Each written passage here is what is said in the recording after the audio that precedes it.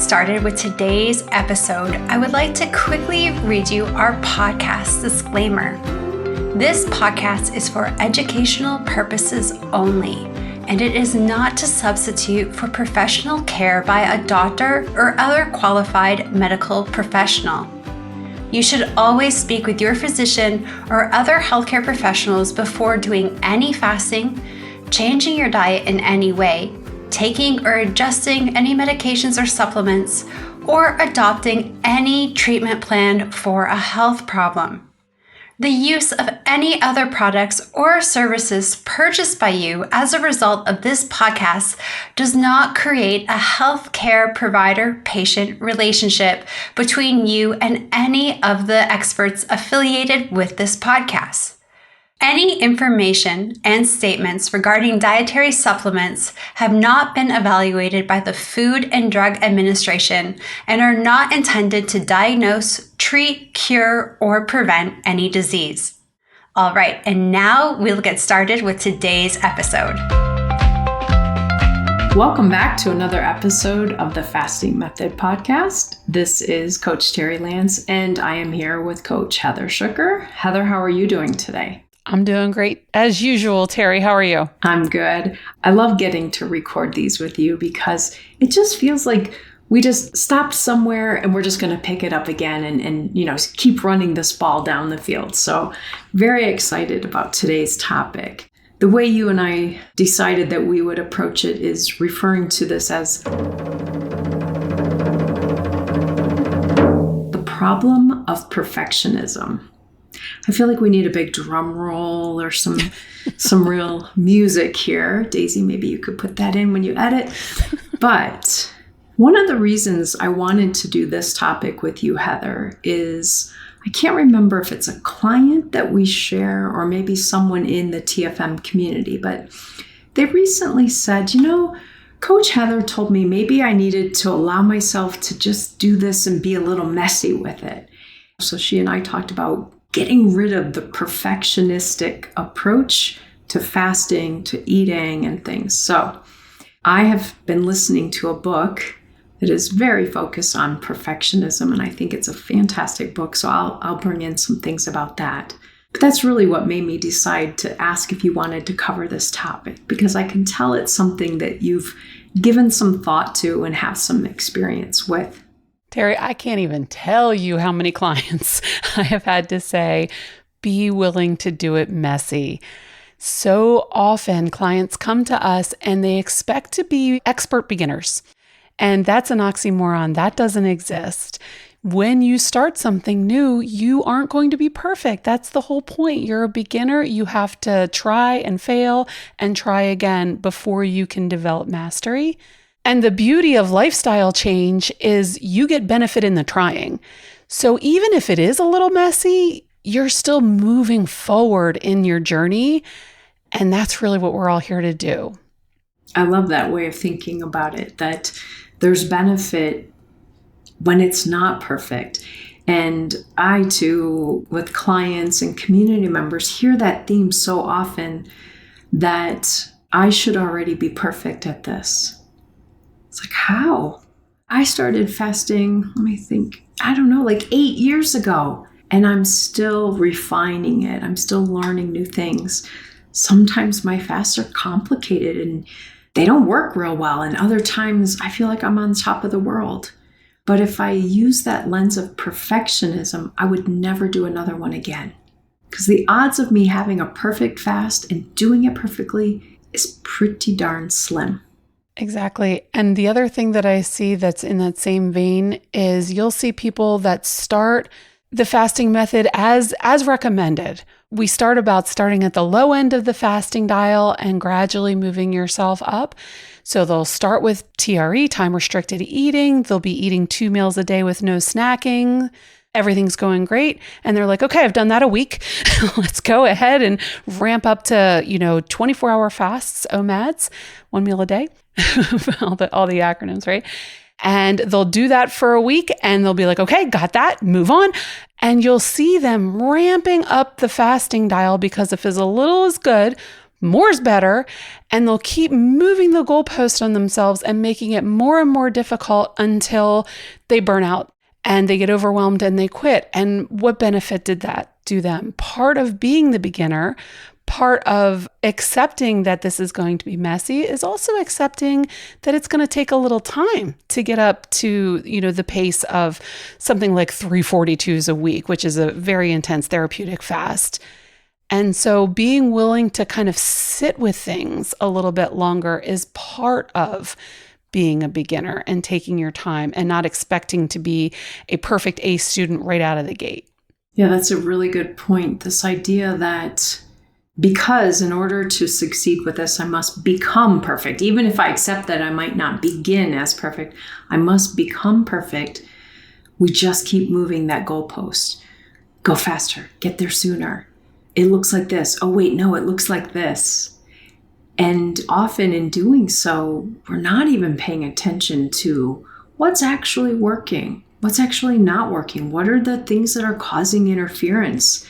We are just holding ourselves to a timeline. And I think that's part, for many of us, of a perfectionism piece about this. There's a right amount of time. Sometimes that's challenging for me here at the podcast or in community meetings because people want to know, well, how long will this take? Mm-hmm. I heard Coach Heather say it took her this amount. It's like a poker game. I'm going to see your 6 months and I'm going to raise it. I'm going to do 4.5 months. And again, that somehow getting there faster is the goal. Taking less time to achieve my goal is even better. I often hear people falling into that trap of perfectionism.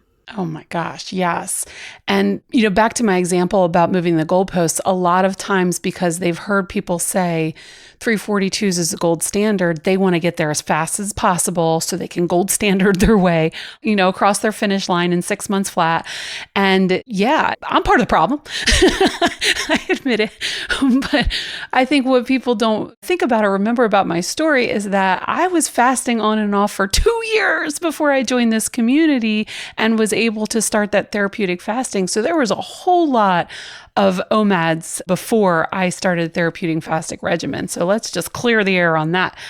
But having this kind of unrealistic expectation that you're going to be perfect, on point, 6 months straight with no vacations, no birthdays, no holidays, no nothing getting in the way between you doing everything perfectly is just unrealistic. And so often pacing is such a huge issue for people and what makes people want to quit out of frustration.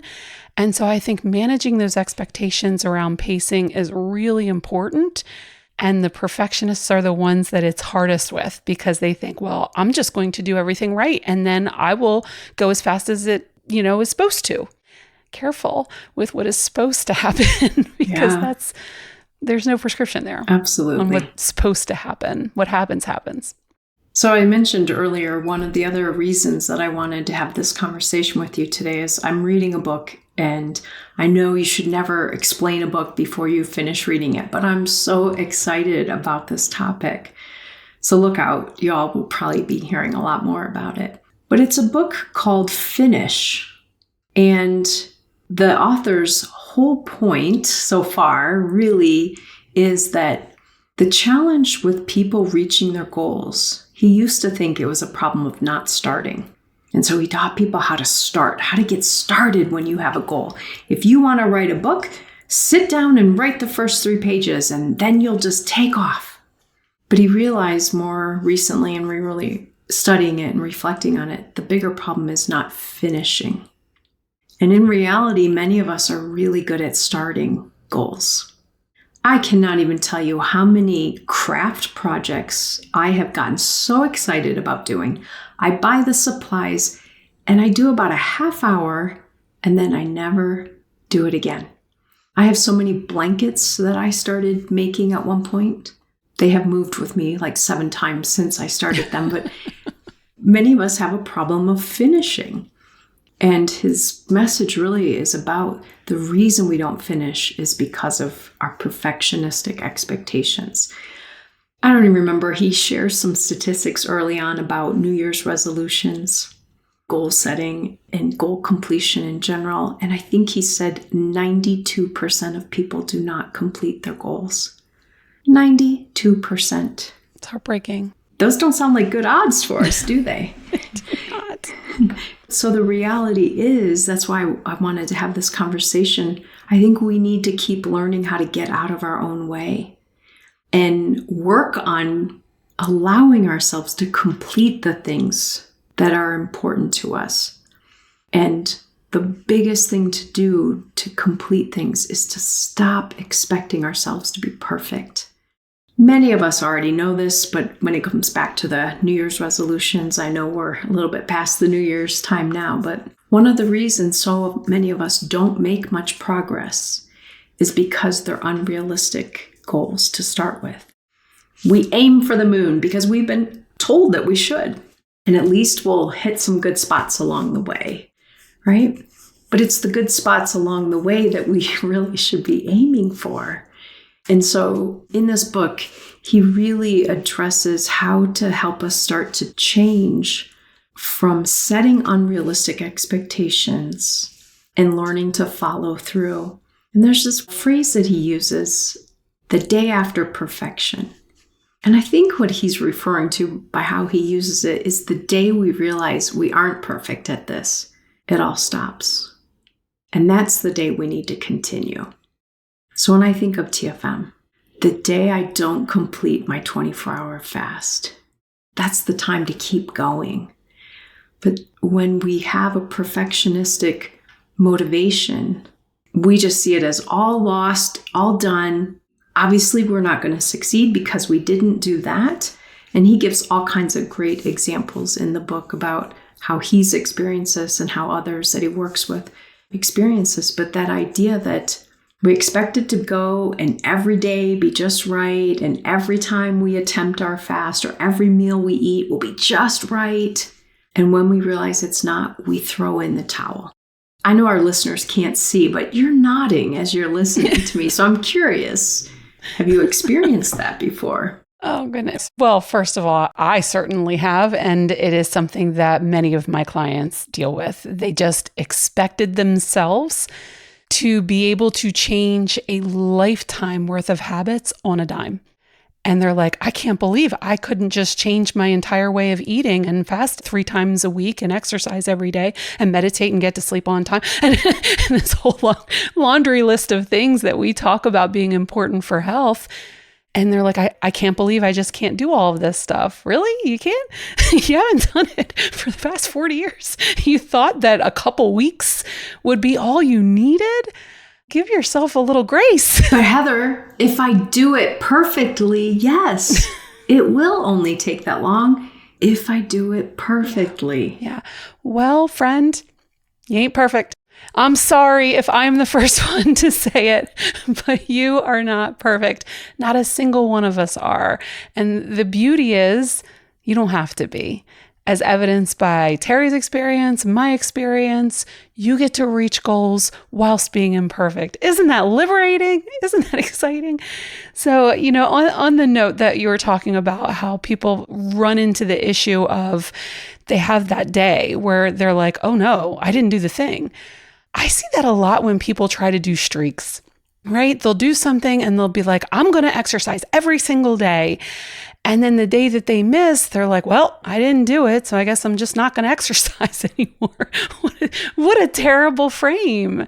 And, as someone who has fallen into that, I see it. I know what the impetus is. You want to have a string of things and be able to say, I did this for a month or 6 months or a year. And once you can't say that anymore, it somehow loses its value. Short story, I used to use Duolingo to learn Spanish. In the health clinic that I worked at, it was a large Hispanic population. I wanted to learn the language. And so I did my Duolingo. I had a 351-day streak. And I was in Houston. I didn't have access to Wi-Fi and I lost the streak. Didn't pick up Duolingo ever again. It was the last time. So how foolish, right? I was kind of making momentum and learning the language and I quit because of some app. That's ridiculous. And yet those are the kinds of choices that we make, which are just silly. I'm going to call it myself silly because, of course, I didn't lose 351 days of Spanish lessons by missing one day. And so for people that are trying to change their way of eating or exercise or introduce fasting, by missing one day, you don't lose momentum of all of those other days. So I love that framework that you brought up from the book, Terri, that it doesn't matter that you missed a day. It matters what you do the day after. It matters how quickly you get back on the saddle and keep riding. Yes, I think this streaks analogy is so important because, as you said, what we highlight instead of 351 days of learning, you're highlighting one day, and somehow now you don't get credit for all of that growth you've experienced. Clearly, you probably know some Spanish by then, but nope, you don't get credit, and clearly you should not go on. I think another piece that I'm aware of as we're talking about this is that for so many of us, we do already have an awareness that we can't do it perfectly. And so we struggle to get started, we struggle to maintain, and we've already identified ourselves as someone who can't do this. Yet it's our goal, it's our value, it's what's so important to us. But because we see ourselves as someone who can't make that streak forever, can't do it perfectly, there's really no sense in doing it at all. So I just want to keep reiterating that point.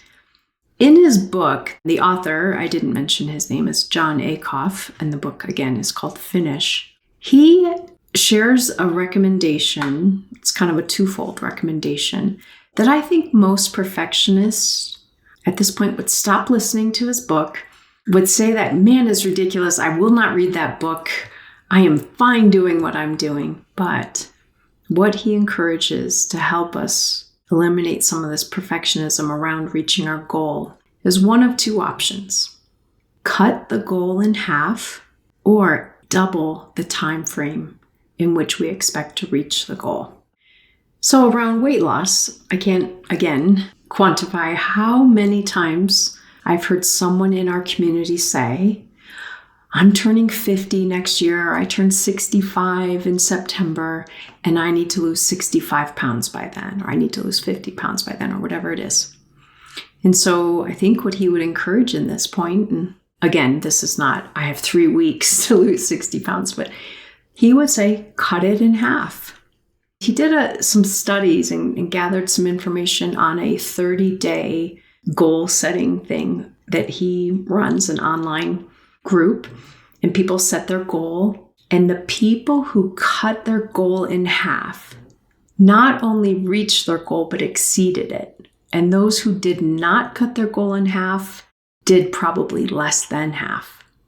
So it's really telling of the impact of that. So cutting your goal in half. So this person who must lose 65 pounds by their birthday next September, they could cut that back to, I'm going to lose 32 pounds, something that's more feasible. Because again, oftentimes we set our goals expecting perfection. We underestimate how long things take. We underestimate the amount of work we'll have to do. And so we set a really short timeline. So again, the flip side of this, if you don't want to cut the goal in half, is extend the time frame, double the time frame. So that same person could say, I want to lose 65 pounds in 18 months, my next birthday, my 66th birthday, but to double that length of time. So I'm curious what your thoughts are about those suggestions and how they might help with our perfectionistic tendencies. Terri, I love that so much. I am absolutely going to be using that with my clients, because managing pacing expectations is such a big part of what we do as coaches, I would say, right? The support, the accountability, and the keep going. I can't tell you how many times I have clients saying, it's just not working, it's just not going fast enough. And I'll be like, okay, well, how much weight have you lost this month? And they'll be like, 8 pounds. I'm like, well, what was your expectation, right? 0.5 pound to 2 pounds a week. You're doing the max. You're doing amazing. So even when they're exceeding or at the top end of expectations, they don't even feel like they're being successful because they have this distorted view of how long this stuff should take. A lot of times I think that is because many of us only have that experience of losing weight within the first few weeks, right? When you have that big swoosh of water weight. And so you think, oh, well, that's how much weight I can lose. So if I were to keep doing this, which most people don't, right? They quit after 2 weeks. We already established that. But if I keep doing, I'll just have these big whooshes weeks after weeks. And of course, that's not how this works. Fat burning takes much longer than whooshing, than water changes take. And so, a big part of what I do when I'm meeting with people is saying, hey, this is going to be harder than you think it's going to be. It's going to be messy and it's going to take longer than you want it to. And logically, we should all recognize that to be true based on the failure rate, based on the fact that so many people don't succeed. So logic dictates if it were easy, so many more people would be successful. But somehow people don't have a good concept of applying statistics to themselves. They're like, okay, well, it's hard for 97% of people, but me, it's going to be fine. And I'm going to do it at the top rate. Like, how about you just go ahead and accept that you're a human being too? It's going to take you a long time too. And if you're willing to accept that it's going to take longer than you want it to and keep going, then your odds of success increase exponentially. If you quit, they drop to 0. Absolutely. And along the way, if you keep going, this topic you and I talk about so often is you're building sustainable habits versus just reaching your goal, just creating the outcome. You're building the lifestyle. And I know, Heather, this has been really important in your own journey. It wasn't just getting to goal that was important. It's maintaining the progress that you've made by having a lifestyle. And again, I feel like with the fasting piece, some of us struggle so much with giving ourselves credit. I planned to do a 42 today. I stopped at 28. It's all or nothing. If it wasn't 42, it doesn't count. That's just so not true. You benefited from the 28. So I hope that after listening to us today, people will practice giving credit for what they have done, not for what they haven't done, what they didn't do perfectly, but seeing that moving forward, as you said earlier, those things that happen along the way is the progress, and that is the way to get to goal. Terri, this is why you are who you are. That is just so fundamentally true. That perfect point. If you rush through this thing and get there as fast as you really want to, the chances that you're going to have adjusted the habits that you needed to adjust permanently are much lower. So it's almost a good idea to embrace the fact that it's going to take a long time, because you will gradually move to the type of person that you need to be in order to maintain this new lifestyle.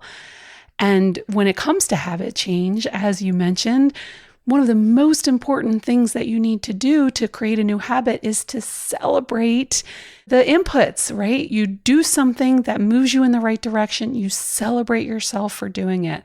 You don't beat yourself up for the stuff that you don't do. That doesn't build new habits. You celebrate what you should be doing. You can also celebrate yourself for not doing the things that you're trying not to do. That's also a habit building technique. But the habits are formed in the celebration and the reward and the feeling good about the movement forward, not in any self-flagellation about being less than perfect. None of us are perfect. None of us will be. So every little movement forward that you celebrate is getting you closer and closer to becoming the person you're trying to be, the healthy person with these new lifestyle changes that can hopefully serve you till the end of your days. So to sum that up, folks, the problem of perfectionism, it is the killer of a long-term lifestyle. So we look forward to talking to you again soon, Heather, and I hope our listeners take good care. Make good choices, everybody.